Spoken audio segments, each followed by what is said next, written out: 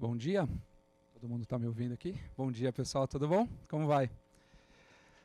Eu sou o Denis Fer, CEO aqui da Just a Little Data, junto com o pessoal aí do InovaBrá e amigos de mercado. A gente está organizando esse aqui, que é o nosso terceiro Data Summit.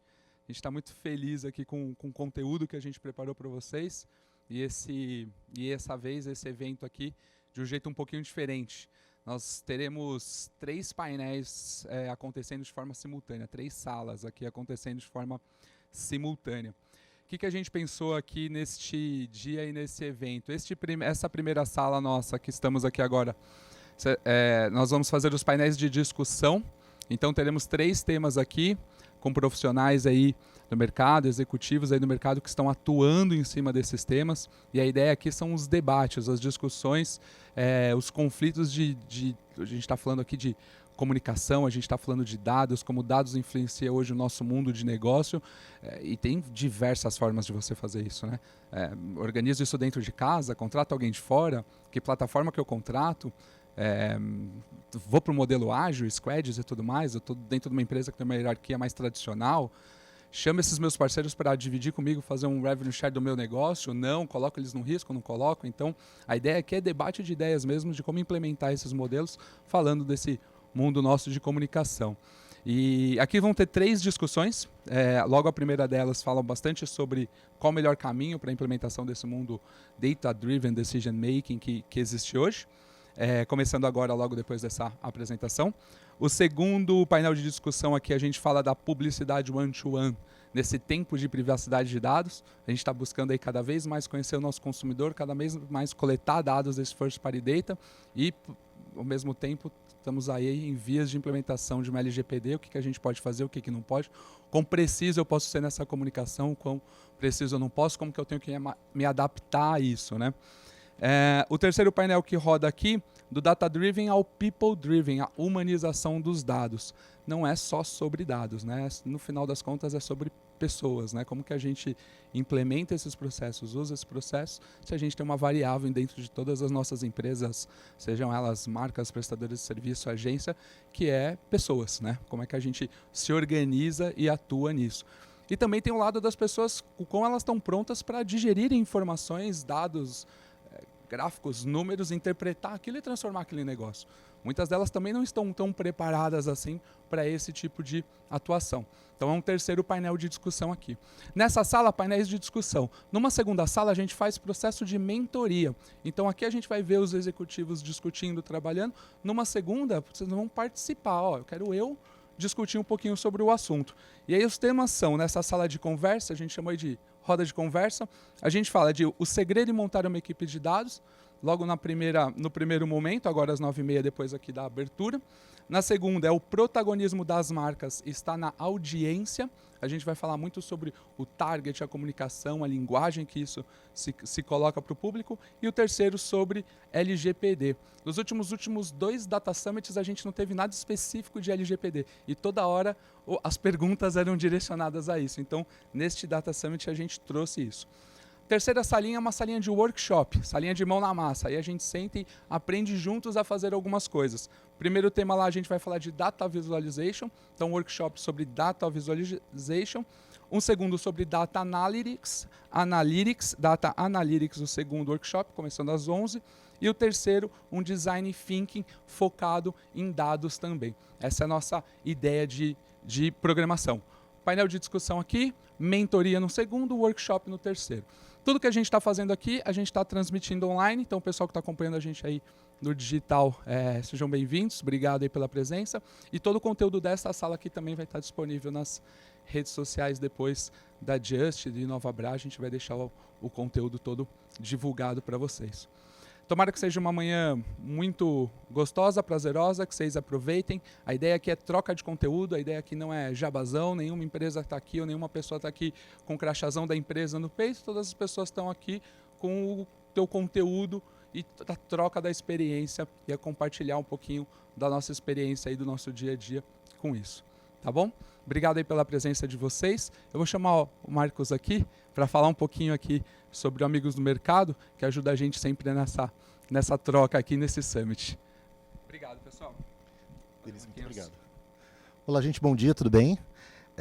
primeiro quero agradecer ao Denis, agradecer ao InovaBrá, a Just a Little Data, de possibilitar que o Amigos do Mercado esteja junto nesse evento tão interessante. Para que vocês saibam, eu sou um publicitário, trabalho numa agência de publicidade, na Pulse, uma agência do Grupo Artplan. Sou diretor de negócios e opero também a direção comercial de uma startup, que é o Aceleraí. E, no paralelo à minha carreira, eu tenho um papel de idealizador de um grupo denominado Amigos do Mercado, que é um grupo que, em 2016, nasce sendo simplesmente um grupo no WhatsApp.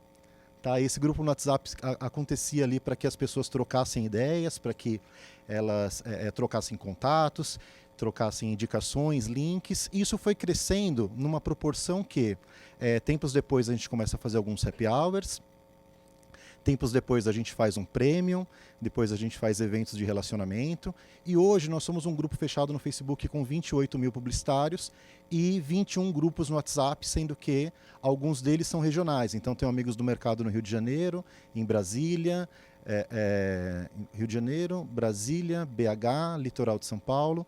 Tenho a felicidade de ter alguns dos Amigos do Mercado aqui na plateia. Né? E é isso, e o conteúdo é parte importante do Amigos do Mercado, e a principal iniciativa de conteúdo é o Data Summit, que nesse momento está sendo transmitido pelas nossas redes, e a gente fica muito feliz de poder participar. Eu até brinquei ali, a gente é um parceiro que a gente faz de tudo para não atrapalhar. A gente não consegue ajudar muito, mas pelo menos a gente vem cumprindo o papel aí de não atrapalhar em nada. Né? Então, eu quero agradecer a presença de todos vocês, convidar a todos a participarem também das outras salas. É um evento muito rico de conteúdo e que vocês tenham a liberdade de trocar, tanto no momento ali onde a gente conversa nas palestras, quanto na sequência, nas redes sociais, e contem com Amigos do Mercado para isso também, tá bom? Muito obrigado, e agora eu quero chamar meu amigo Bob Volheim, que é a mente brilhante deste evento. Obrigado, Marcos, Denis. Bora lá, vamos ao que interessa, né? Eu vou me sentar aqui. Deixa eu formar a nossa mesa aqui. Data Squads, Labs, In-Houses, qual o melhor caminho? Data Driven Decision Making. Ana Paula Appel, da IBM, por favor, Ana Paula. Ricardo Dias, da Ambev. Cadê você, Ricardo? Tá lá. O Rafael Cavalcante, do Bradesco.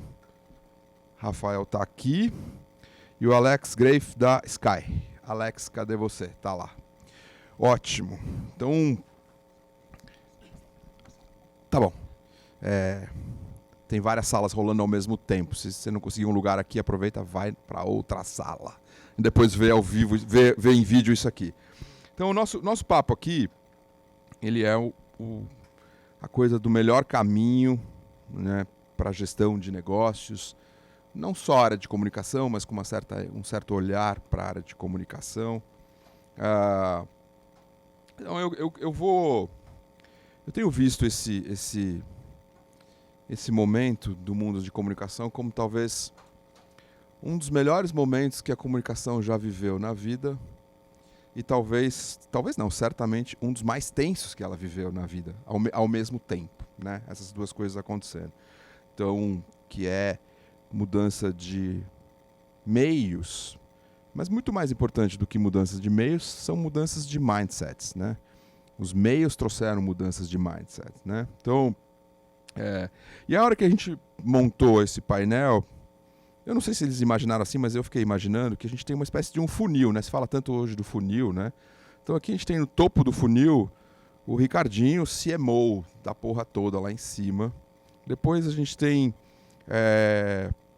o Alex como Digital Marketing, já um pouquinho abaixo do funil. Depois o Rafael, um Data Scientist, já um pouquinho mais fechado nesse funil. E a gente termina o funil com a Ana Paula aqui, que é uma researcher, sabe? Da IBM, ou seja, lá na essência da coisa toda. Então, como é que eu queria abrir esse painel? Eu vou pedir licença, Ana Paula, para não começar com você, mas eu queria começar com o funil, sabe? A visão, o que vocês pensam desse momento? que tem a ver essa discussão que a gente lançou aqui? Tem a ver, não tem nada a ver? É um momento péssimo, é um momento ótimo? Como é que cada um de vocês está vendo e está lidando nas empresas que trabalha e mesmo na experiência que tem?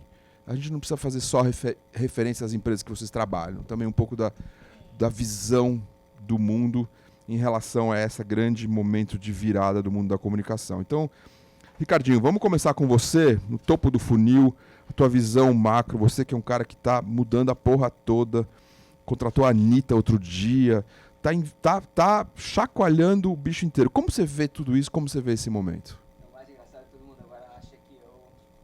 Você é o chefe da Anitta. Exatamente. Mas não é? Que é o cachê da Anitta no show. Eu agropecuária aqui de Igrejinha, no Rio Grande do Sul. Eu não sou o manager da Anitta, mas esse é um negócio interessante. A Tiamat contratou a Anitta e talvez vai ser o maior contrato publicitário da história do Brasil, porque ela vai ter um percentual de vendas, se ela vender bastante, ela vai ganhar bastante dinheiro. É assim que vai funcionar. Mas falando um pouco do propósito do dia aqui hoje, eu vejo, em primeiro lugar, dado como... Eu tenho uma visão muito cética com relação ao futuro das marcas. Eu acho que as marcas vão deixar de ter um papel tão importante na vida das pessoas, principalmente em categorias de bens de consumo, onde você pega a cerveja, eu acredito que cerveja é quase que uma commodity, e nos anos, sei lá, 70, 80, onde quem ganhava, quem tinha fábrica, nos anos 90, começo do século 21, quem ganhava, quem tinha distribuição, hoje quem ganha é quem tem dado. Por quê? Dado, na minha opinião, é como você estabelece a intimidade com a outra pessoa. Como a gente fez desde quando a gente começou a procriar. Você vai, você sai com alguém, você troca dado com essa pessoa. Adorei você essa gosta analogia. do dado. Adorei essa Se analogia. você gostar, vai ter um outro encontro. Se esse encontro rolar, entendeu? E aí você vai filtrando esses dados. Esse dado gera intimidade, essa intimidade gera amor, e amor gera o que a gente quer fazer no final do dia. Até então, a gente não fazia isso com os consumidores. A gente empurrava os nossos produtos sem gerar intimidade. Então, eu não tenho dúvida, não importa a tua indústria, a tua marca, se você não tiver intimidade com o seu consumidor, e a única maneira de conseguir intimidade é através de dados, você vai morrer. Obrigado. O Denis foi para outra sala, mas turma da Just, aqui tem um adesivinho, Data is the new bacon. Nada, Data is the new love, né? Ricardinho. Boa. Vamos descer um nível do funil, depois eu vou voltar com perguntas aqui. Alex, digital marketing, como você vê essa parada toda aí? Eu acho que a palavra digital ela é usada de forma errada. Eu basicamente sou responsável por digital marketing e e-commerce, mas é estúpido eu utilizar a palavra digital na minha nomenclatura, porque no final a gente faz marketing, né? E a gente faz marketing basicamente dentro de um ambiente hoje já digitalizado. Eu vou tentar responder ao teu questionamento. Eu acho que a gente tem uma mudança a ser discutida e talvez seja o grande frisson aqui de todas as mesas, que é o modelo de negócio, né, de todos os agentes e players que trabalham no nosso mercado. Não vejo grandes perdedores e também não vejo grandes vencedores ainda. Eu acho que existe uma construção em conjunto. Basicamente, quem se preocupa mais, eu acredito, pelo que eu converso e sou questionado, são as áreas de upper funnel, porque as pessoas atrelam muito KPIs, métricas e parte de performance ao lower funnel.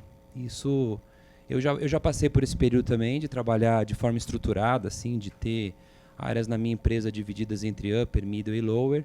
E aí, claramente, com o tempo, você percebe que isso é errôneo, né? Você não consegue trabalhar se você não olhar o full funnel e colocar todas as peças em conjunto. De qualquer forma, branding, né? O pessoal que eu também já trabalhei e continuo trabalhando muito com upper funnel e branding de uma forma geral, sempre foram áreas que, por questão histórica e por outros motivos, sempre utilizavam métricas muito, que hoje a gente chama em squads, né? Métricas de vaidade, né? Volumes ou coisas que não conseguiam, por uma questão óbvia do offline, não conseguiam fazer uma conexão direta com o negócio.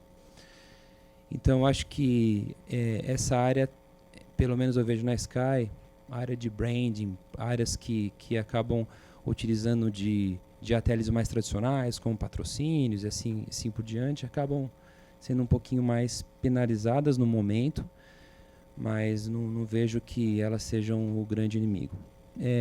Como um todo, a gente vive um processo caótico e claramente depois do caos vem a evolução, né? Eu acho que tanto do ponto de vista de anunciante, eu já mudei minha estrutura várias vezes lá, né? A gente muda inclusive toda a parte de digital, que deveria ser uma parte mais nova, tanto do anunciante e principalmente agências e players, como publishers ou empresas de real-time open bidding ali, todos eles, sem exceção, estão passando por um processo de recriando um modelo de negócio. Ninguém tem ainda a equação correta, mas é esse exato momento que a gente vive, né? E essa discussão é importante. Mas eu acho que é um ótimo ponto. Esse negócio de acabar com esse negócio dessa divisão digital e tradicional de online e offline. Já não existe mais isso. Eu adorei que você falou, porque eu lembro quando eu cheguei aqui, eu tô longe de ter uma organização perfeita e eu tô tentando arriscar e liderar, mas não sei se vai dar certo. Mas eu lembro quando eu cheguei aqui há alguns meses atrás, eu fiquei muitos anos fora do Brasil, aí eu cheguei para conversar com alguém num time de uma marca X, aí eu perguntei para essa pessoa, vem cá, como é que a gente vai fazer isso aí no Facebook? Ah, não, mas eu só faço comunicação. Mas o que quer dizer? Comunicação não é no Facebook? Não, eu faço só TV. Ué, mas então por que você não é gerente de televisão? Não, eu sou gerente de comunicação. Não, mas a comunicação é Facebook também. Então, eu acho que o Brasil ficou, dada a estrutura da mídia no Brasil, os BVs, etc., né, entre a agência e os grandes players, o Brasil ficou, apesar de ser o país mais criativo do mundo, com os melhores publicitários do mundo, a gente ficou para trás. Porque a gente negligenciou toda essa área e hoje a atenção do consumidor, já no Brasil, 34% no digital, 33% na televisão. Já passou, primeiro ano. 2019, primeiro ano que houve um shift de atenção. E aí você vai olhar o orçamento de qualquer empresa que eu tenho certeza que o teu orçamento não está seguindo atenção e sim está seguindo GRP. Isso você fala baseado na tua experiência fora? Sem dúvida.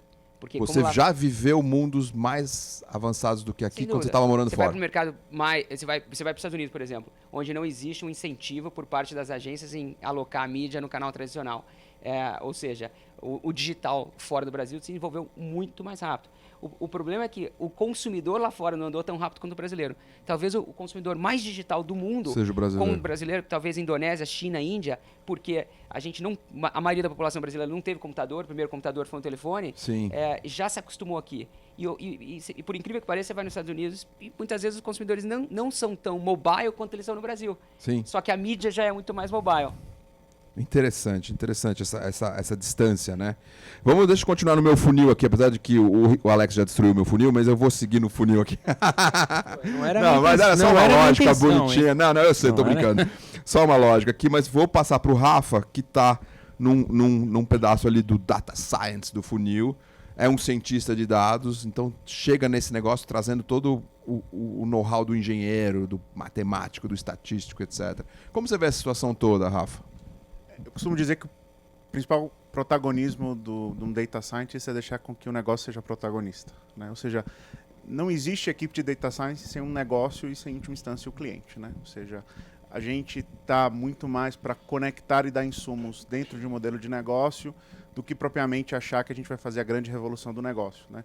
Em última instância, data science como expressão mais corrente existe há pouco mais de 5, 10 anos, embora o mercado já faça isso seguramente há muito mais tempo, né? Então, eu vejo muito mais como uma missão viabilizadora de fazer esse funil conduzir de maneira racional e conectando do que propriamente dito um fim em si, né? Ou seja, se a gente quer produzir data science por dizer que faz GBoost ou qualquer outra coisa, provavelmente conectar e estar dentro desse funil não é o melhor lugar para a gente estar, seguramente na universidade ou outro lugar que são ambientes para você fazer isso, né? Então eu vejo muito mais essa conexão de protagonismo como deixar o negócio ser protagonista. Boa. E vamos fechar aqui então com a Ana Paula, que é uma pesquisadora, que está na IBM, que é a casa de coisas tipo Watson e um monte de soluções. Como você vê tudo isso, Ana Paula? Eu concordo um pouco com essa última perspectiva, né? Então você tem as pessoas que fazem ciência com dados, que são as pessoas que, na verdade, vão desenvolver novos algoritmos, que vão desenvolver novos métodos, que vão fazer a tecnologia por trás da ciência de dados crescer. E essas pessoas estão, muitas vezes, na universidade. O laboratório de pesquisa da IBM tem um pouco disso também, no sentido de, será que eu posso, né, usar machine learning computação quântica, né? Como é que eu escalo esses algoritmos? Então você tem um trabalho nisso. E você tem as pessoas que na verdade fazem ciência de dados, né? Então eu tenho dados do meu cliente e aí eu quero tirar padrões para informar ele. Uma coisa engraçada é que essa semana eu li uma notícia que as empresas estavam começando a contratar storytellings, né? Contadores de histórias de dados. E eu falei, mas como assim, né? Não faz sentido. Tipo, porque a pessoa que trabalha com ciência de dados, não adianta ela chegar com um gráfico bonito ou com com um monte de porcentagem se ela não souber chegar para o cliente e falar assim, olha, na verdade isso quer dizer isso, você tem que usar dessa maneira, isso está dizendo assim. Claro, você não vai vir com um novo modelo de negócio para ele, mas, de repente, esses dados vão dar insight para ele criar novos modelos de negócio, né? Eu, na verdade, não entendo nada de marketing, o Bob sabe disso, eu estou aqui mais de paraquedas. Ainda bem. Você vai ser minha chefe no futuro, só pra você saber, tá? Então, começa a entender aí os nerds do fundo da sala, né? Mas assim, eu tenho colegas que são muito mais nerds que não têm televisão. Que não precisam de televisão. Então, assim, a minha filha não liga para ver televisão. Televisão, eu digo canal aberto, né? Infelizmente, da Sky, mas, tipo, é Netflix. Ela quer ver Netflix, ela quer ver YouTube. Ela quer consumir esse tipo de conteúdo e ela não quer saber de televisão aberta. Então, quando ela olha aquele monte de propaganda, mesmo de brinquedo, ela fala assim, nossa, mas que coisa chata. Eu prefiro ir, olhar e ver alguém abrindo, ver alguém usando. Então, eu acho que essa comunicação realmente mudou. E eu concordo com você. Tipo, se você não souber, você não conhecer o seu cliente, não fizer aquele monte de anúncio quando você entra nas páginas web, enche a paciência, enche o saco, ninguém gosta daquilo. Eu acho que uma comunicação errada atrapalha muito. Então, quando vem... Tipo, ele não me conhece, por que ele não sabe que eu não estou interessada nisso? Então, eu acho que realmente a gente tem que começar a trabalhar um pouco mais esses dados. Só que você ainda tem muitas pessoas que se dizem cientistas de dados e, na verdade, o que elas sabem é um monte de modelos de machine learning e isso não é suficiente. Às vezes elas sabem apenas executá-los, né? Executá-los, exato. Bob, não sei, uma coisa que você falou que mesmo essas empresas, pega a Netflix, por exemplo, eu realmente me preocupo com o nosso modelo mental, porque eu acho que a gente tá para trás ainda, mas recentemente, quando eles fizeram o anúncio de resultados, a Netflix, o CEO, Reed Hastings, foi o fundador e o atual CEO, nesses anúncios para o mercado, que é uma empresa de capital aberto, tem os analistas todos os banqueiros, e foi justo na semana que a Disney lançou o Disney Plus, né, que eles tiraram todo o conteúdo da Netflix e lançaram o serviço de streaming deles. E um dos analistas perguntou, nossa, você não deve estar dormindo, né? Porque com toda essa competição, a Apple acabou de anunciar o serviço de streaming, a Disney também. O que tira o teu sono? É a Apple? É a Disney? É a HBO? Aí ele olhou pro cara assim, com uma cara assim, quase que tirando sarro do cara, assim, será que esse cara não parou para pensar? Ou seja, ele opera num patamar tão alto que ele desmereceu a pergunta e falou assim, não, o que me tira o sono é o Fortnite. Porque qual que é o maior bem dele? O maior bem dele é a atenção. Então ele não está preocupado. Se você pegar o share de atenção, a Disney hoje tem 0. Porque ela nem lançou ainda. Pode ser que lance, mas o que tira o maior bem dele, que a atenção não é a pessoa é o fazer outra Fortnite. coisa Exatamente. E não ia assistir Netflix. Que no final do dia, para quem está em comunicação aqui, a resposta seria a mesma. O meu maior competidor hoje de atenção é Fortnite. Tá. Eu justamente ia pegar um gancho e emendar essa pergunta no que você acabou de falar. Você falou que as marcas estão perdendo relevância geral, certo? O que o departamento de marketing, seja o nome que a gente queira dar, qual é o papel, qual é o propósito, qual é a estrutura? E você, como responsável por fazer uma marca ter relevância, ou um conjunto de marcas da Ambev terem relevância, o que tira teu sono? Além do Fortnite? Você já respondeu, mas... Não, vamos lá, vamos ter 30 segundos. O EBITDA ainda é de vender cerveja. Sem dúvida. Então as métricas não vão mudar. E qualquer empresa que não entregar o EBITDA no final do dia não vai sobreviver. Que exemplo clássico agora, semana passada, WeWork, eu acho que o pessoal do WeWork aí, estamos juntos, mas... Nós estamos dentro dele, né, tio? Acabamos de anunciar o Marcelo Cloud. Mas é um caso célebre. Eu acho que a gente vai começar a entrar numa fase agora desses unicórnios que, se não começarem a traduzir crescimento em valor, a conta vai chegar. É um fato. Mas respondendo a tua pergunta, as marcas... o primeiro registro de marca foi lá atrás, 600, 700 anos atrás. E as marcas foram criadas com um único propósito, que era funcional. Compre a marca, compre a maionese do Ricardo e não morra. Na verdade, a primeira marca ela foi criada com esse sentido, porque todo mundo comia as coisas, bebia as coisas e morria. Então, a primeira marca foi para dar a marca foi criada para dar um selo de qualidade. Na década de 40 e 50, que começou a nascer o marketing emocional, que foi, né, compre a maionese do Ricardo, não morra e fique mais forte. Legal. Bonito que nem o Ricardo. Exatamente. Né? Aí começou, aí evoluiu, né? O segundo estágio foi inclusive, Dove Real Beauty é um grande exemplo, né? Com a campanha toda que eles fazem, né, para realmente maximizar os valores das mulheres além da beleza e assim por diante. O que eu acho que vai ser o futuro? E aí chega hoje, né? Com dados. Eu acho que é social. Eu acho que o futuro das marcas, o que quer dizer isso? Eu acho que a marca que vai ganhar no futuro vai ser a marca que vai ter, além do propósito claro, ela vai ter um papel fundamental na sociedade. Ela vai resolver um problema do consumidor. Ela vai oferecer um serviço para o consumidor. E não só mais uma marca, que a gente sabe que a gente não vai morrer, porque hoje a gente já está, obviamente, num outro patamar de qualidade. A gente já sabe que essa marca já não vai me deixar mais bonito, ela vai ter que me entregar alguma coisa que vai além desse valor emocional. Não estou dizendo que valor emocional não vai ter sentido, vai. Afinal de contas, cerveja, por exemplo. Cerveja é uma categoria quase toda emocional, porque a diferenciação funcional entre cervejas é muito pequena.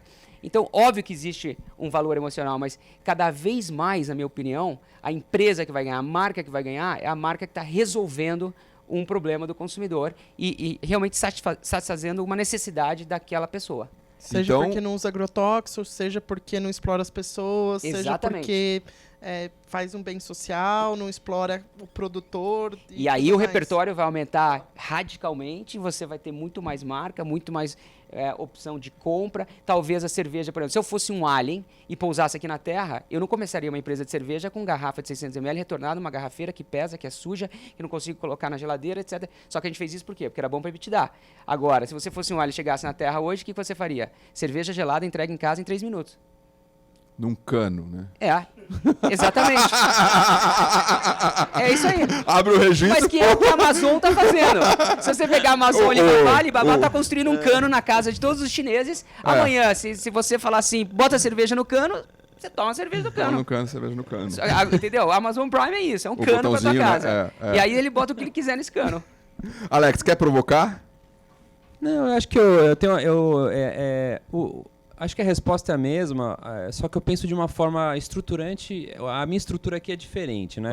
Eu acho que nós perdemos muito com a transformação digital do ponto de vista de negócio. Então, quando, por exemplo, o fundador da Netflix fala do Fortnite, ele nada mais do que está pegando teorias como Jobs to be done, né? Então, quando você olha e fala, pô, qual é a essência do meu negócio? Então, vamos pegar o caso de Sky, né? A essência do negócio da Sky é entretenimento. Certo.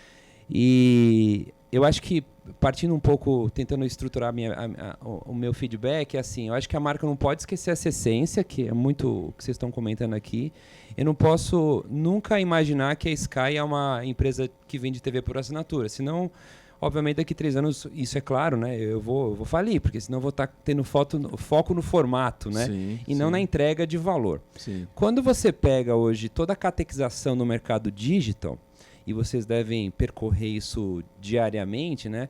A gente, inclusive, nem tem falado mais só de pain points, né? A gente fala de um ecossistema. Então, eu acho, agora complementando o que você disse, né? É que as empresas que vão, talvez, ter um pouquinho mais de sobrevivência ou mais fôlego nos próximos anos são empresas que vão conseguir fornecer todo o ecossistema. Então, quando você pega, sei lá, o caso da Netflix, ou vamos pegar empresas nacionais, que recentemente eu vi o caso da Quinto Andar, né? Recentemente também tive na BASF. A Quinto Andar não é mais uma empresa que faz transação de locação. Ela faz tudo, dentro do ecossistema morar. Então, quando eu penso dentro do ecossistema entretenimento, eu posso ser dono do Circo de Solé, entendeu? É isso. Você pode vender cerveja. Eu posso, inclusive, exato, né? Sendo que é capaz dele me comprar do que eu ele. Mais ou menos, eu pensei em Nesse mundo atual, tipo... Exato. Então, Pagando bem. Exato. Podemos falar depois. Mas pensando desse ponto de vista, eu acho que o ecossistema, ele hoje é muito comentado, mais relevante. Eu acho que as empresas precisam realmente encontrar soluções para esse ecossistema, tendo de forma muito clara no mercado que o consumidor hoje prefere pagar por conveniência do que em relação a preço, coisas desse gênero, né? É muito mais assim. Quando você olha para dentro da empresa, aí eu acho que a coisa muda. Porque na empresa Mas tem eu uma acho que tem um pouco do que ele falou no começo, que é esse amor com o cliente, entendeu? Essa conexão. Porque a Quinto Andar, até onde eu sei, ela começou com esse negócio de facilitar a locação. Sim. Né? Tipo, de você, sei lá, conseguir um fiador ou conseguir um seguro, né? Te possibilitar. Então, eu acho que a Amazon, né? Eu morei um tempo nos Estados Unidos, né? Apesar de eu ser da IBM, mas eu também compro as coisas na Amazon. Eu acho que esse negócio do cliente, você chegar e falar assim, olha, eu não recebi o produto. Ok, tá aqui, tá cancelado. Não, vou te dar. Não, você... Entendeu? Tipo, assim, ele não... dizem que tem a questão do lucro, que ainda muitas dessas empresas, desses unicórnios, né? Ainda não conseguiram dar o retorno, mas tem muito esse contato com o cliente, não é nem a recomendação, porque a Amazon ainda faz muita recomendação errada, tipo, ainda me recomenda mamadeira e minha filha já tem 5 anos. Mas tem ainda essa questão de atenção do cliente, como eles resolvem o problema. Eu acho que eles já sabem que talvez você esteja esperando outro filho. Não tô não. Pô, Ricardinho, se isso acontecer, você vai...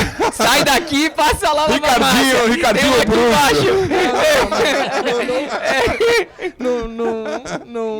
Não tô não. Inclusive eu tive que fazer exame porque eu vou ter que operar a garganta e um dos exames que A eles gente acredita.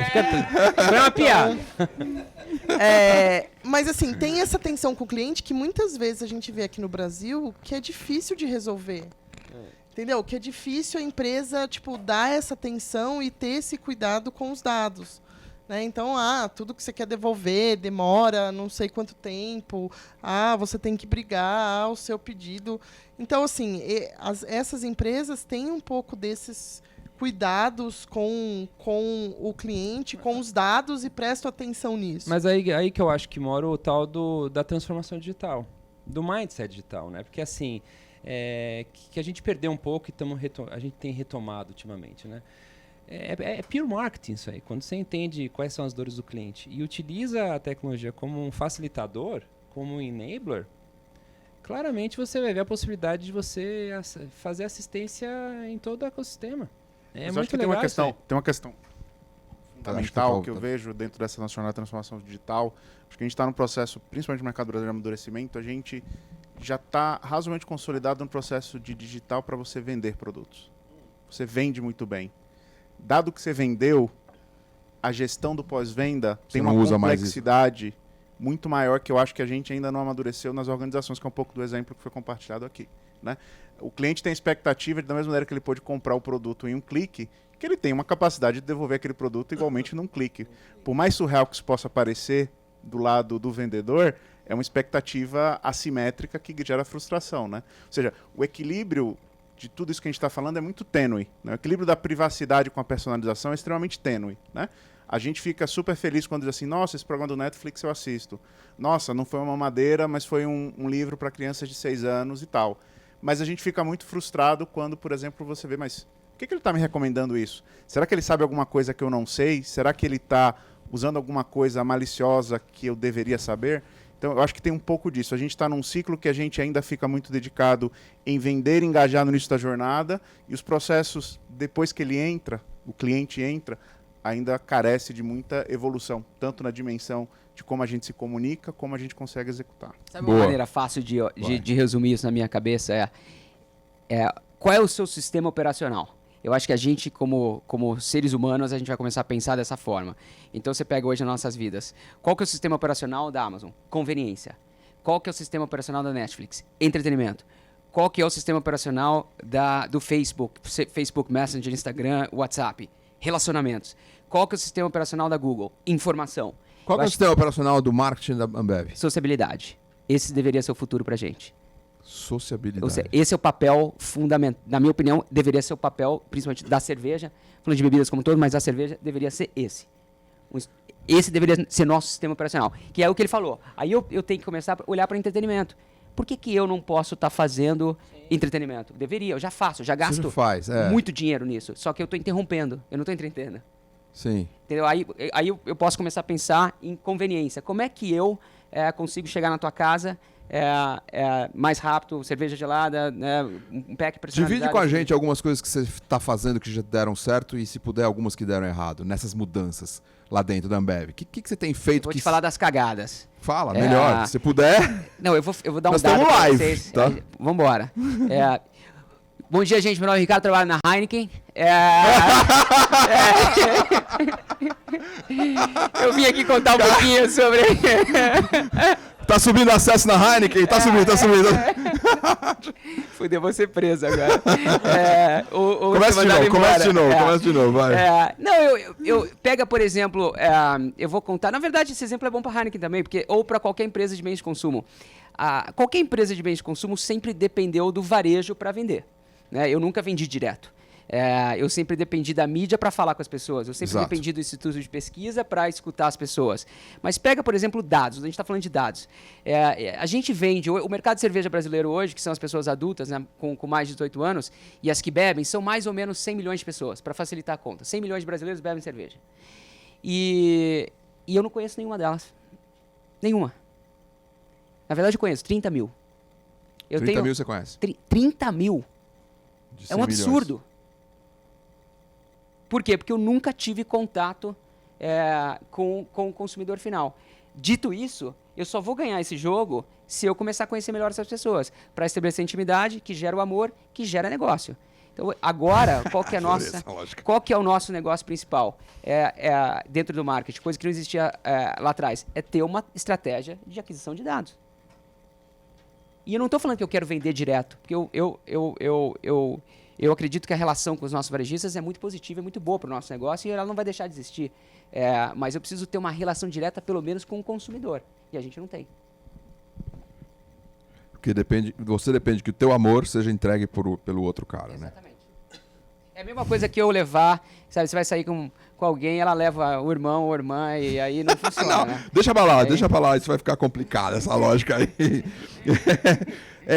Deixa eu fazer uma provocação num sentido inverso. O que é o lado perigoso de um pensamento data-driven, desse mindset?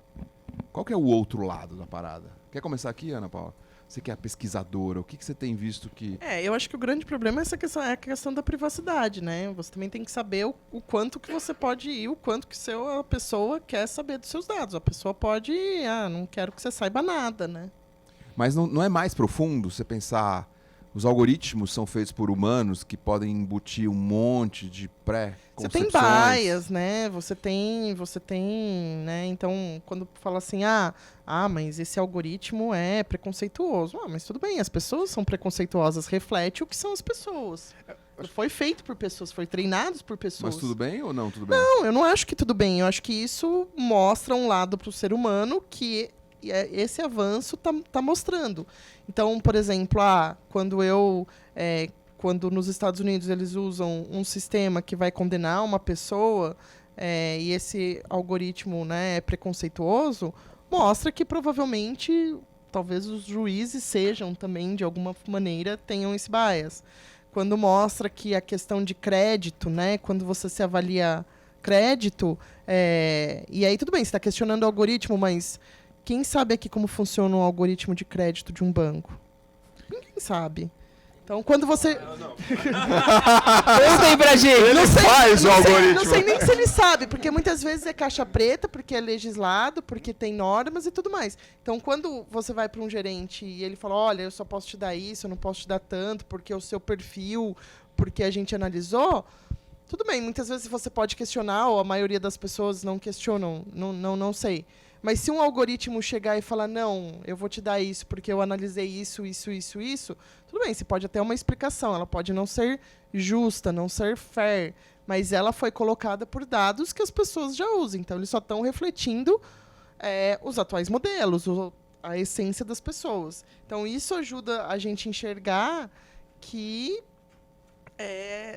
nós somos muitas vezes preconceituosos, nós muitas vezes temos bias, né? E isso vai ter bias, né? Então, esses algoritmos vão ter. Quando se falar tal produto é para classe A, tal produto é para classe B, tal produto é para classe C, que você está fazendo marketing direcionado também, talvez possa ter bias. Por que eu não posso fazer esse marketing? Por que eu também não posso dar esse desejo de comprar uma cerveja mais cara ou comprar? A pessoa também quer o consumidor, né? Então, tipo, de repente o varejista dele vai falar, não, imagina, meus clientes nunca vão comprar isso. Por que não? De repente ele talvez não vai vender tanto quanto aquele restaurante mais chique, mas ele vai ter um cliente que vai, de repente, juntar dinheiro porque ele quer, de repente, todo final do mês, tomar uma cerveja melhor. Eu acho que a gente usa muito a expressão data-driven. Eu acho que, no fundo, a gente é mais data-inspired do que data-driven. Ou seja, as organizações não pegam um resultado de modelo e saem distribuindo na sua camada, impactando o cliente de maneira direta e cega, né? Acho que, conceitualmente, a gente tem que entender um pouquinho também dos fundamentos de algumas coisas, né? Existem várias definições, mas, no fundo, inteligência artificial é a habilidade da gente fazer máquinas conduzirem atividades no nível super-humano, né? Elas conseguem identificar padrões que não necessariamente a gente identifica, ela consegue buscar relações entre coisas que não necessariamente são triviais, e muitas vezes não fazem nem sentido. Então, o ponto está justamente aí. Ela intensifica também todos os defeitos e limitações que nós temos como seres humanos. Até porque, até o momento, tudo que você tem de inteligência artificial são atividades e aprendizados coletados por dados que, em geral, vêm de interações humanas e foram produzidos por humanos. Isso não significa que, nesse universo, a gente se aplica ao discurso do tudo é possível, né? A gente viveu tempos antes da LGPD, antes da GDPR na Europa, que foram tempos do tipo, compra os dados e impacta o cliente, né? Quem aqui já teve a sensação de, ao procurar, não tenho nada contra os corretores de imóveis, mas ao ir no stand de vendas de imóvel, deixar na recepção o seu nome e o seu e-mail, e descobriu que nos próximos 25 anos vão ter corretores de imóveis, os mais diversos nomes, te ligando, perguntando se você tem interesse tanto de comprar um apartamento ou se no lugar onde você mora você está interessado em vender um apartamento, né? Isso tudo é uma questão clássica, né? Seguramente, se você fizesse um modelo para saber pessoas que estão nesse momento, você nada mais ia ter do que um disparador que pegasse toda a população do Brasil e tivesse máquinas ligando para vocês. Mas esse é um comportamento perfeitamente e genuinamente humano que deve existir há 30 anos, certo? Então, eu acho que tem um pouco disso, né? A questão de fazer as coisas de maneira ética se aplica do mesmo jeito. O pessoal fala de ethical AI, nada mais é do que a gente trazer princípios fundamentais da nossa relação humana e não deixar que máquinas, de alguma maneira, façam isso de maneira indiscriminada, né? Então, a gente tem que sair dessa dimensão do tudo é possível. Vou botar um bocado de dado, vou jogar numa caixa preta e vou sair distribuindo, impactando o cliente. Esse é o equilíbrio da privacidade e da personalização que a gente vai ter que encarar cada vez mais. Eu só acho que os planos de saúde deviam ter comprado os dados de farmácia antes de LGPD, porque eu nunca vi um lugar que te pede tantos dados para te dar um mísero desconto. Você preferia que eles soubessem tudo, é isso? E não fazer nada com aquilo. Tipo, você vai numa farmácia, você já faz parte do programa? Não, então você me dá CPF, RG, nome, endereço, telefone, quando você... Tipo... E se você não recebe uma recomendação que preste da farmácia... Imagina que agora no final ele vai dizer, aí me dá o seu termo de consentimento. Dá uma lida. Não, e assim, eles não... E, assim, e daqui a pouco o Ricardinho vai fazer um deal e ele vai fazer, aceita uma cerveja. Ela chega e fala, desculpa, senhor, mas esse item não está em desconto. Eu não sei, recentemente, se vocês tiveram oportunidade ou vão ter oportunidade, quem já teve há 10 anos de ter uma oportunidade de fazer umas férias na Europa, e se hoje você decidir fazer as férias da Europa e decidir fazer coisas do tipo marcar um horário de visita no museu, você tem que assinar um termo de consentimento dos seus dados pessoais para o museu. Sim, Essa é a realidade que a gente vê hoje. E você, se fizer isso nas férias de 15 dias, você vai começar a achar isso um saco, certo? Então, a gente também vai viver esse momento que a gente sempre, como tudo na sociedade, você tem polarizações de um lado para o outro. Então, a gente estava polarizado do tudo é possível, a gente em algum momento está indo para o vamos ter cuidado nada porque pouco é possível, e a gente vai achar um saco que quando a gente decida visitar um museu, a gente tem que fazer um termo de consentimento lá específico. Mas já estão falando de ter um cadastro geral que você libera tudo, né? Eu libero meus dados para tudo. Puf. Faz o sync Tem startups falando mas aí disso. você vai ter um meio termo, né? Tudo bem, mas porque a questão é, você precisa disso tudo? Né? O que você vai fazer com esses dados? Qual que é o seu objetivo? É só segurança, porque você não quer que se o cara entrar com uma arma, com uma bomba, você quer ter a possibilidade de saber quem estava e saber quem é esse cara. O que também não vai resolver, porque o cara pode te dar um monte de termo falso e assinar o termo de consentimento. Sim. Ou você quer aquele monte de dado, que na verdade eu falei brincando, mas que é o ponto da farmácia. Tudo bem, você quer esse tanto de dados para quê? Aparentemente, ela não está fazendo nada e ela poderia estar fazendo um monte de coisa. Né? Esse eu acho que vai ser o resultado final dessa equação. Vai ser conveniências versus valor. A mídia começou assim. Primeiro comercial de televisão lá em 47 foi, me dá tempo, eu te dou conteúdo. E, então era um bom deal.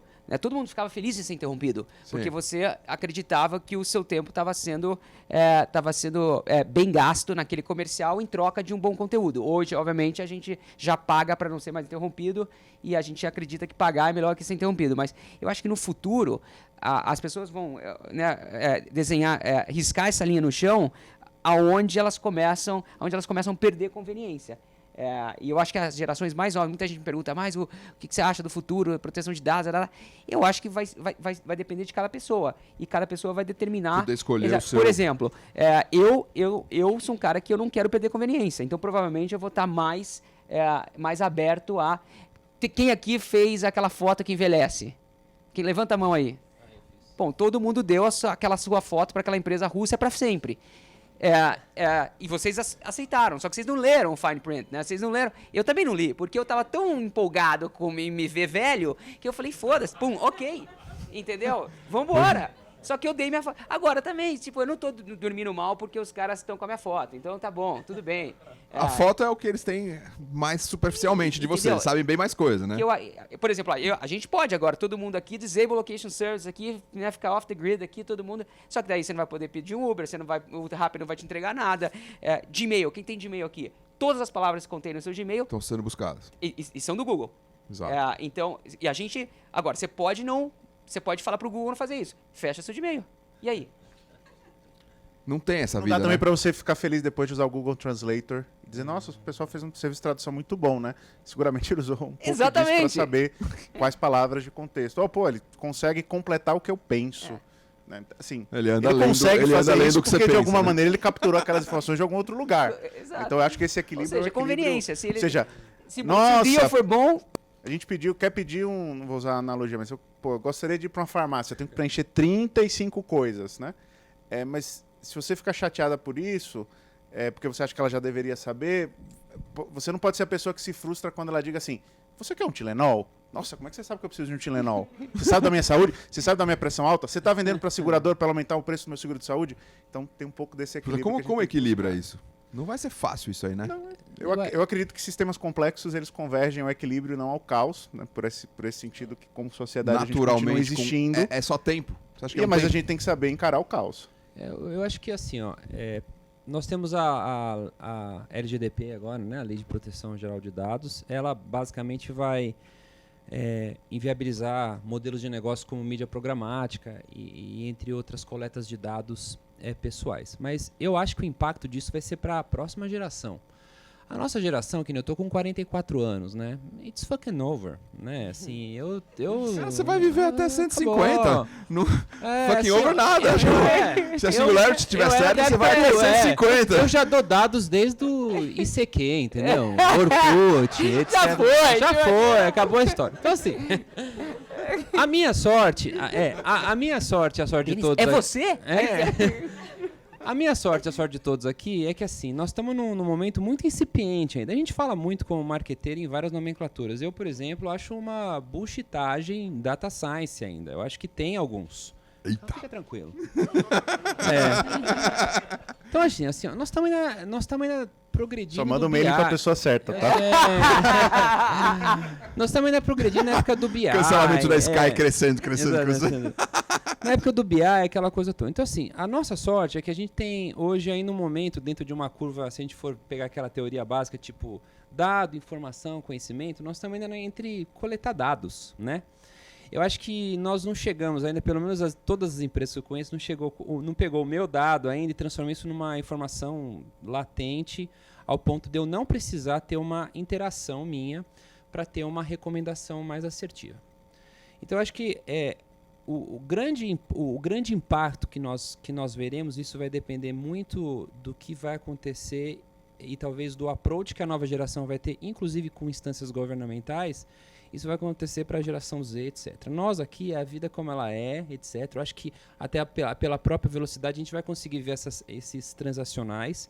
Eu acho que o próprio ser humano, de uma forma geral, não estou falando só consumidor, ele não vai conseguir alterar a roda ou quebrar todo esse sistema que foi criado em termos de algoritmo ou mídias sociais e vice-versa. Talvez, eu vou usar até um pouco teorias tipo do Friedman, que escreveu o Capital, talvez a gente tenha que ter, em algum momento, para realmente ter uma mudança estrutural na situação de privacidade de dados, aquelas coisas todas, talvez a gente tenha que ter uma intervenção. Uma intervenção mesmo, governamental, dizendo assim, não pode mais, ponto. Porque se deixar nas nossas mãos... Recentemente a gente teve uma conversa de counseling lá no Facebook e assim, a gente perguntou de uma forma muito sutil, quantas pessoas você acredita, em termos de porcentagem, que vão aderir à nova regulamentação? Ou seja, vão entrar lá dentro do Facebook, num lugar tal e tipo, exclui aí tudo. É mínimo. É mínimo. Por isso que eu acho que grande parte dos impactos que a gente discute hoje, desde privacidade, até mesmo essa história do o real algoritmo, da inteligência artificial, ao ponto do cara falar não é por aqui, de uma forma sem bias, sem viés, isso vão ser para outras instâncias. Para minha filha de 5 anos, entendeu? É muito... Eu vou assistir, vai ser engraçado. Falando ser em bom. Facebook, quem se interessa... Ontem o Mark Zuckerberg foi no Senado americano falar, no Congresso, perdão. Dá uma olhada, vai no Twitter, pega os melhores momentos, que é uma maluquice. E é o Mark Zuckerberg. Então você fala assim, pô, eu não tô tão mal. Você fala, porque realmente... Ele queria que você falasse, vai no Facebook e pega os melhores momentos, não vai no Twitter, né? Exatamente. Twitter existe ainda? Cara, é muito louco, assim. Se você parar pra pensar no que você tá falando, onde a gente tá nessa jornada, ainda é... Meu Deus, nudes, tá tudo lá já. Quando vão usar, não sei, mas deve ter em algum lugar. Mas assim, eu concordo. Porra, Alex. Várias confissões aqui. Tranquilo. O Ricardinho da Heineken e o Alex da Sky estão falando tudo. Sou da nude! Eu sou da Matrix. Mas eu concordo com você. Eu acho que a gente ainda tá num BI um pouco melhorado, assim. Porque, assim, é engraçado porque eu sou de um laboratório de pesquisa. Então, a gente discute, tudo bem. Então, tá bom. Vamos pensar em problemas difíceis, sei lá, daqui a 5 anos. E eu até tava tendo esse papo com o meu gerente ontem. Aí eu falei, mas o que você tá me pedindo para mapear esse roadmap, né, nessa indústria... assim, os problemas que eles têm atuais não são de research, porque são problemas que uma consultoria, um bom cientista de dados pode resolver. Eu não sei quais, assim, eu não consigo pensar os problemas que eles vão ter daqui 5 anos se não resolver esses problemas que eles têm hoje. Então, assim, é muito difícil você pensar em IA, inteligência artificial do futuro, porque muitas vezes quando você pega dados de cliente, aquele dado está um lixo. Tipo, você não consegue fazer muita coisa avançada. Eu não tenho dados. Por quê? Porque você não pensou nisso, né? Porque você não guardou de uma maneira. Talvez essas empresas tenham guardado de uma maneira melhor, né? Espero eu. E vão poder fazer. Porque se o cara... Fizeram isso tão bem que criaram produtos e... Certo? A Amazon fez isso tão bem que criou toda uma linha de negócio chamada AWS, né? Sim. Ela foi tão importante, né? Há 10 anos, ao pensar uma maneira de entender que a capacidade dela capturar, guardar e consumir esses dados de maneira rápida no seu canal de distribuição era tão essencial que a gente tem a web services dela que basicamente foi bastante disruptivo como offering. Olha, eu vou te comentar, essa história é real. Mais uma declaração bombástica. Esses dias o meu cara de Data Analytics, BI, ele veio conversar comigo, um dos meus líderes lá, uma das minhas lideranças, ele falou assim, eu queria mudar meu cargo. Eu falei, não tem problema, né? Queria deixar mais atual. Aí ele queria colocar Data Science. Eu falei, eu te proíbo. Vai lá no Wikipedia. Eu quero saber exatamente o que nós temos aqui na Sky. E eu posso falar, a IT é uma empresa grande, né? Eu posso falar, inclusive, de esferas acima, né? Me fala claramente, vê aí o que é Data Science.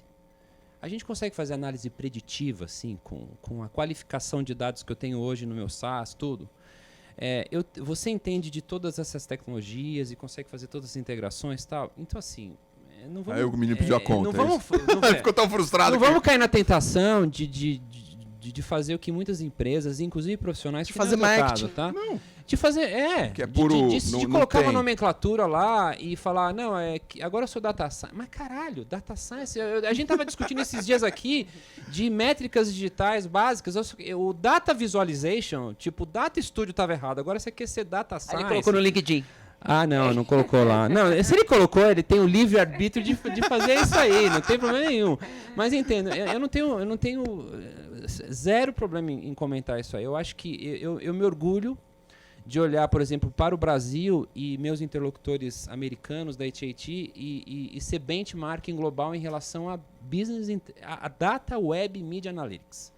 Isso eu tenho A orgulho. fase mais inicial, digamos. Só que eu acho que a minha equipe de BI ela não tem ainda conhecimento suficiente em termos de coding, de tecnologia e de análise preditiva para se intitular Data Science, entendeu? Eu acho que com certeza no Bradesco... A banalização a banalização... Como qualquer coisa, né? É. Há um tempo atrás... Coach.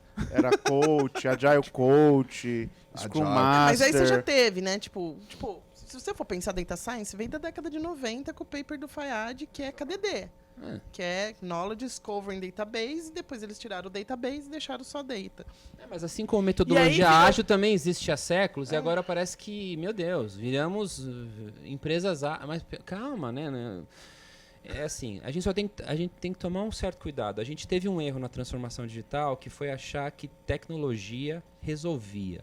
E nós esquecemos o business. A gente esqueceu a gestão de negócio. A gente começou a ter uma guerra estruturante entre CDOs e CMOs. Eu vejo artigos, inclusive escrito lá, a morte morreu, o CMO morreu, aquela coisa toda. E eu tenho um receio da gente estar cometendo um erro de novo agora em relação à coisa de dados. A gente está que é difícil controlar isso aí. A velocidade das teorias e de tudo via qualquer canal social, seja um YouTube ou um WhatsApp, é gigante. A gente não consegue controlar. A gente tem que tomar um cuidado. Eu já errei muito em achar que a tecnologia ela substituiria coisas essenciais. E a gente ainda tem muito ser humano atrás do notebook. Muito, muito, muito. Então, a gente só tem que tomar um certo cuidado. Data Science é uma palavra legal, ela é aspiracional. Eu acho que a gente tem que ser entusiasta e acreditar que realmente essas coisas vão acontecer, mas tem que entender o que é necessário de requerimento para isso acontecer. Boa, nós temos mais 5 minutinhos, então eu queria já fechar, pegando teu gancho aí, Alex, convidar vocês todos para darem uma fechada com uma recomendação de um olhar de futuro para todo mundo que está aqui assistindo e que está nos assistindo no Face ou nas redes em geral, desse universo. Acho que o Alex lançou uma provocação boa aí. Quais são as recomendações, os do's e os don'ts, para quem quer andar nesse mundo de data? Assim como o Alex falou, eu não vejo sentido você sair dos dados para o negócio. Eu acho que o sentido é sair do negócio para os dados. Negócio para os dados. Você tem que pensar em business intelligence, você tem que pensar em ciência de dados, ou o que você queira chamar, porque você tem uma motivação e um modelo de negócio que necessita e pede isso. Perfeito. Né? Você não pensa no dado que você tem, na técnica que você acha bacana e resolve um problema. Você pensa no problema que você tem e nos dados que seriam legais você ter e das técnicas que resolver esse problema de maneira adequada. Acho que assim é um caminho virtuoso. Até os modismos Vai ter passar. 20% do seu tempo que seu time vai ter que pensar do outro lado, mas mais com uma missão de disrupção e inovação do que propriamente dito uma conexão para o negócio. Então, eu acho que não dá para você ser 100% do negócio para o dado, porque tem alguns momentos que partir de um outro sentido, até para ver se tem lados que não foram explorados, mas fundamentalmente não existe área de ciência de dados em organizações em geral, a não ser aquelas que são dados, são fim, sem ter um negócio para suportar. Perfeito. Alex, você já tinha dado uma amarrada, mas quer fazer um último tweet? No último tweet eu acho que eu usaria aqui como dica a palavra educação. Então, eu mesmo estou no momento de aprendizado. Acho que é legal isso aí. Boa. Agora, quando eu digo educação, cuidado, não é dentro das universidades, nem das faculdades. Eu sou aquele cara que acredita que esse sistema de metodologia é falido. Eu acho que educação é vir aqui, educação é ir até um player, é conversar, é ir até o Bradesco, é se educar no mercado. Porque o que eu aprendi hoje de dados, que ainda é muito superficial, e o que eu aprendi de digital, incrivelmente, eu aprendi unicamente com os meus parceiros, sejam eles fornecedores ou pessoas que estão dentro da mesma hierarquia do universo de clientes. Então, eu acho que essa educação ela é importantíssima agora para todo mundo. Ana Paula. Eu acho que é como ele falou, né? Você tem que conhecer o processo inteiro, né? Então, não é simplesmente, vou ver... Ok, muitas vezes você pode ter essa questão do vou ver o que os dados me dizem, mas na maioria das vezes que perguntas que eu quero responder, que dados eu preciso e como que eu faço isso, né? Então, os melhores dados estão nos clientes, estão nas pessoas, porque são eles que têm os dados, né? Então, não adianta você só aprender um modelo de rede neural, você não vai virar um cientista de dados. Isso você precisa da pessoa de domínio, até para você não fazer coisas erradas, porque você contar alguma coisa que o seu cliente já sabe é muito ruim, né? Como uma recomendação errada. Então, você precisa da pessoa de negócio para te ajudar a guiar no processo. Assim como você precisa de uma pessoa que saiba todo o processo, que saiba fazer código, que saiba entender de dados, que saiba entender de modelos para te guiar nisso. Então, quanto mais diversidade você tiver aí, pessoas de negócio, de visualização, né, de modelos, ajuda. Mas não, se você quer ser um cientista de dados, não foque em só aprender deep learning. Foque em aprender o modelo, o processo todo. Learning, não deep learning. Aprender o processo inteiro, né? Não só um modelo específico, porque se você colocar lixo na frente dele, ele vai te cuspir lixo. Né? Sim. Ricardo, fecha. Vamos beber? Só não. Calma. Quem sou eu para falar depois desses magos, esse cientista de dados aqui? Eu, na verdade, queria agradecer o convite. As portas estão abertas também. Quem quiser entrar em contato, discutir mais, sempre falar. É um tema novo para mim também. Eu estou tentando aprender. Então, obrigado por ter escutado e obrigado por ter me convidado. É um prazer estar aqui. Ótimo. Então, só para resumir aqui nosso papo, né? Eu acho que a gente tem bons aprendizados, né? Tudo isso que a gente está falando, nomes bonitos ou não faz o menor sentido sem um negócio por trás. Seja de cerveja, seja de sociabilidade. Se a gente não souber quais as perguntas a gente quer responder, a gente vai ficar masturbando dados que não fazem o menor sentido, porque a gente não sabe sequer quais são as nossas perguntas, né? A gente tem que estudar, aprender sobre tudo isso. E no final das contas, a gente vai beber uma cerveja da Heineken, né? Valeu, gente. Eu queria pedir aplausos para os nossos participantes aqui. Obrigado.